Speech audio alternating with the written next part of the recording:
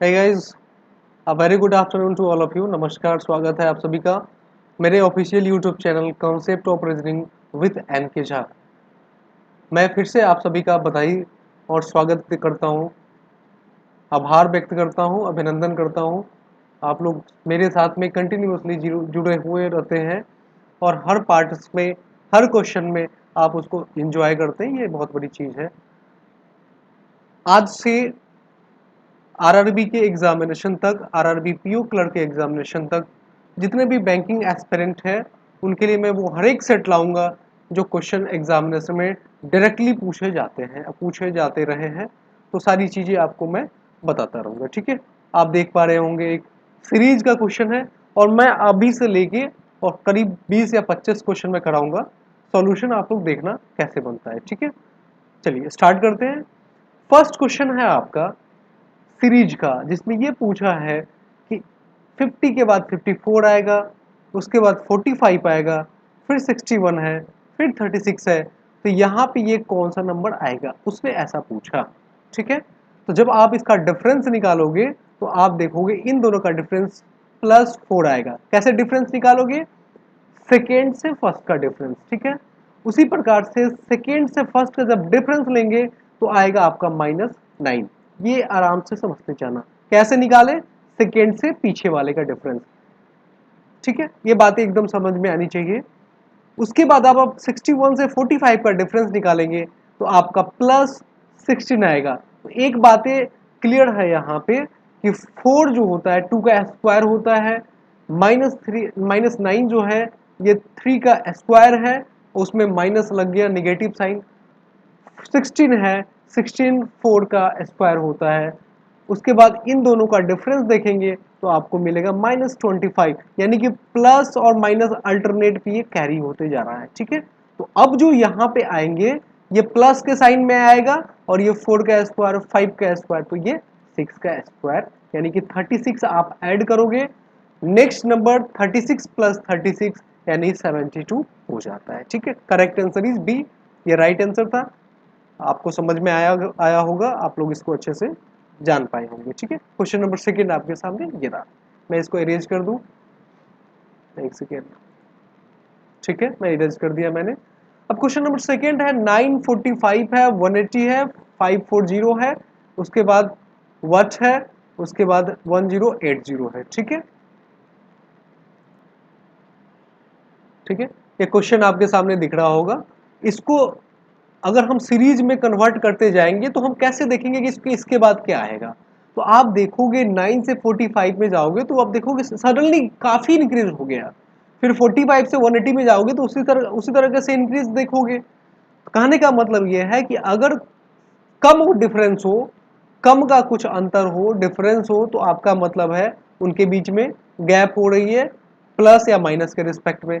लेकिन अचानक बढ़ जाती है तो आप समझिए उसमें कुछ ना कुछ गुना या फिर कुछ ना कुछ बातें एडिशनली बड़ा जरूर हुआ होता है, ठीक है। अब इसमें समझो 9 से 45 में जाओगे तो ये इंटू 5 होगा। क्लियर, इतनी बातें आपको समझ में आ रही होंगी।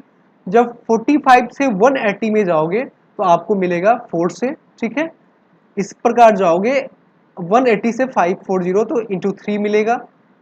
तो इस प्रकार से इसका रिजल्ट के लिए इंटू 2 करना पड़ेगा, ठीक है।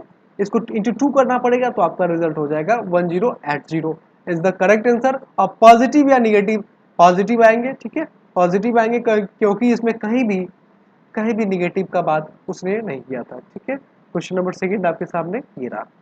चलिए क्वेश्चन नंबर 3 की बात करते हैं। क्वेश्चन नंबर 3 आपके सामने ये रहा, पहले इसके इरेज कर दूं मैं। हाँ, ये चलिए चलिए क्वेश्चन नंबर 3 आपके सामने दिख रहा होगा। पहले इसको आप ट्राई करो फिर उसको बनाना, मैं इसका सॉल्यूशन कराता हूं। आप लोग पहले वीडियो रोकना फिर बनाना, बहुत अच्छा क्वेश्चन है, इसको अच्छे से बनाओ। फर्स्ट में दिया है व्हाट, उसके बाद पूछा है 7 दिया है, देन उसके बाद 15 है, 46.5 है, 188 है, 94, 42.5 है, 942.5 है। ऐसे क्वेश्चन के लिए हमारा पहला टारगेट ये होगा कि जो पीछे का डाटा दिया हुआ है इसको पहले हम रीड करें।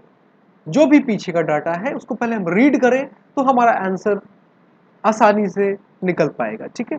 अभी देखो आप 46.5 को और 15 से कंपैरिजन करो, उसके बाद 46.5 से 188 का भी इसके में कंपेरिजन करेंगे आप।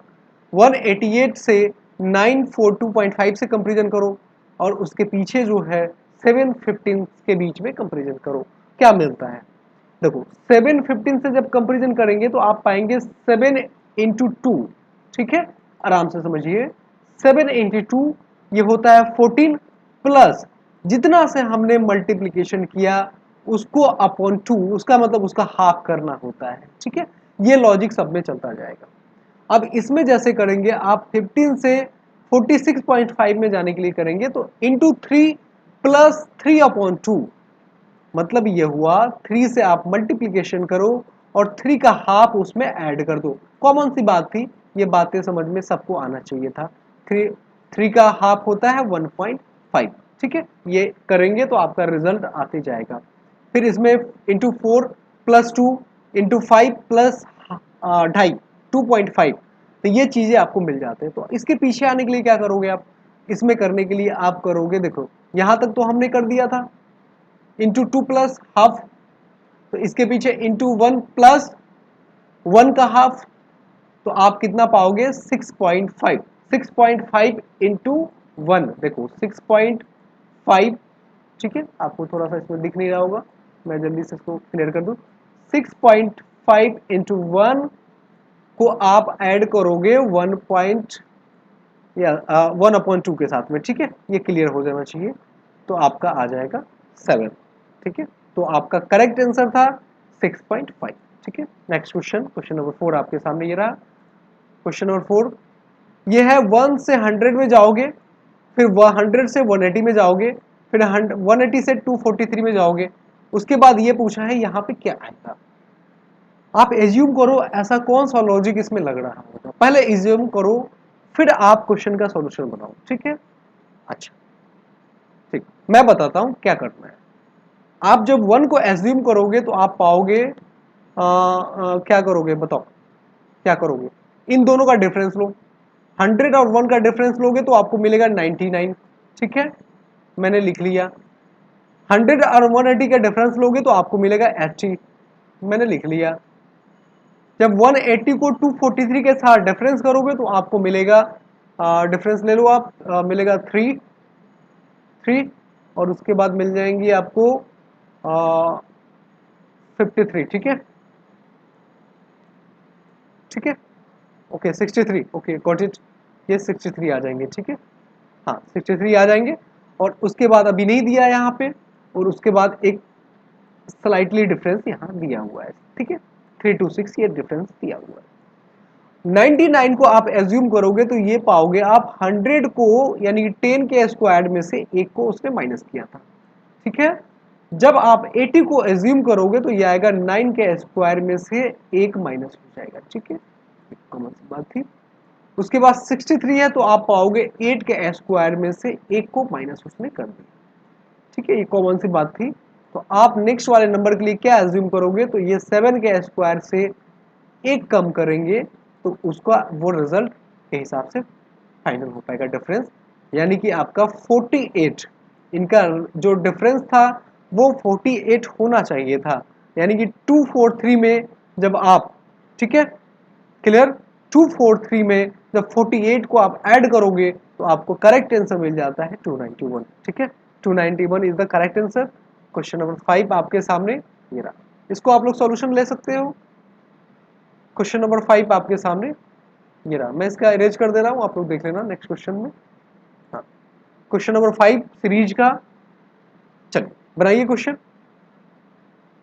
देखो जब आप इसको देखोगे तो ये आ रहा है 10.25, ये 11.36, 12.49, फिर है 13.64, उसके बाद ये डैश है, उसके बाद 15.100 है, ठीक है। देखो 10 से 11 गए, 11 से 12 गए, 12 से 13 गए, 13 से 14, 14 से 15, ये कॉमन सी बात थी, तो आपका 14 तो आएगा ही आएगा। और डेसिमल के बाद कौन सा लॉजिक लेके चल रहा है, तो देखो 0.25 है तो इसका मतलब 0.5 या 5 का स्क्वायर, 6 का स्क्वायर, 7 का स्क्वायर, 8 का स्क्वायर, तो 9 का स्क्वायर 81 हो जाएगा। तो 14.81 is the correct answer, option number A, ठीक है। मेरी बात समझ गए होंगे आप लोग। चलिए मैं नेक्स्ट टॉपिक पे लेकर चलता हूँ आपका। मैं जल्दी से दिखा दूँ। चलिए नेक्स्ट स्लाइड्स में, एक सेकेंड।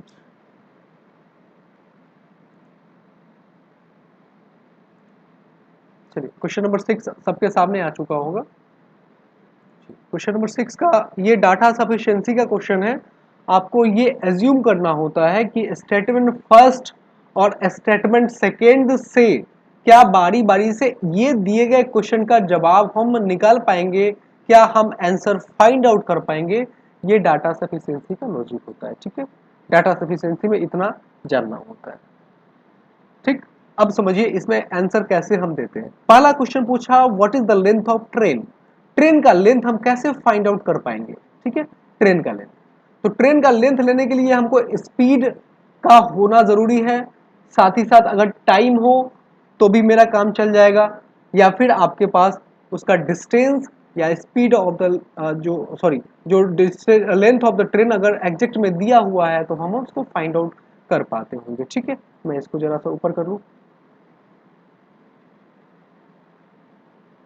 मैं अपनी कैमरा करता हूँ ऐप ऑफ, चूंकि पूरा क्वेश्चन दिख नहीं पा रहा होगा, तो आप लोग पूरा अच्छे से बनाइए। मैं देख रहा हूँ, सारे लोगों को मैं देख पा रहा हूँ। ठीक है, चलिए।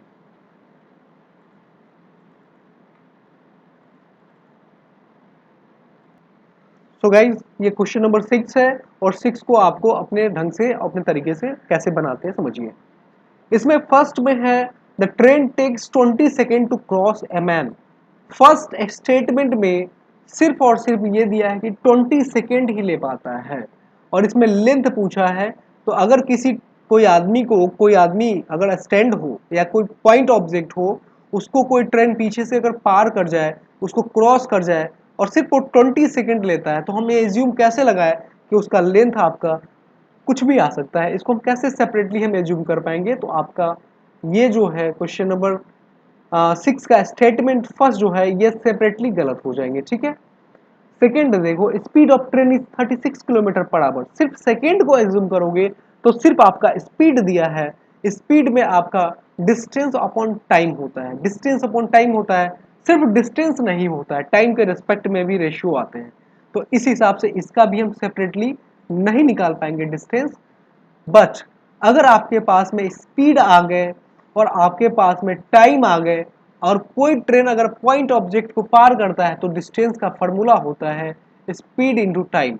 डिस्टेंस का फॉर्मूला होता है स्पीड इंटू टाइम। यानी कि फर्स्ट स्टेटमेंट से और सेकेंड स्टेटमेंट को जब हम जोड़ देंगे, यानी कि उन दोनों को हम मदद ले ले, हेल्प ले ले, तो आपका आंसर क्वेश्चन नंबर 6 का निकल जाता है। ठीक है, तो स्टेटमेंट नंबर यानी कि आंसर ई जो है आपका करेक्ट आंसर हो जाएगा। ठीक है, चलिए क्वेश्चन नंबर 7 की बात करूं, उसके पहले मैं इसको मिटा दूं। क्वेश्चन नंबर 7 डाटा सफिशिएंसी का ये रहा। Question number 7 is that A and B completes a work in 6 days. यानी कि ए और बी मिलके, दोनों मिलके उस काम को 6 दिन में करता है। ठीक है, 6 डेज में करता है। उसके बाद है in how many days A takes alone to complete the whole work. इसका मतलब ए अकेला कितने दिन में काम करता है, ये हमसे पूछा गया क्वेश्चन। तो पहली बात ये कि टोटल वर्क यूनिट होना जरूरी था। उसके बाद ए और बी का सेपरेटली इफिशियंसी आ जाए, या फिर ए का सेपरेटली इफिशियंसी आ जाए, तो आपका बात बन जाएगा। आप देखो फर्स्ट स्टेटमेंट में A is twice efficient than B. इसका मतलब ए का एफिशिएंसी बी के एफिशिएंसी से, ए का एफिशिएंसी बी के एफिशिएंसी से डबल होगा।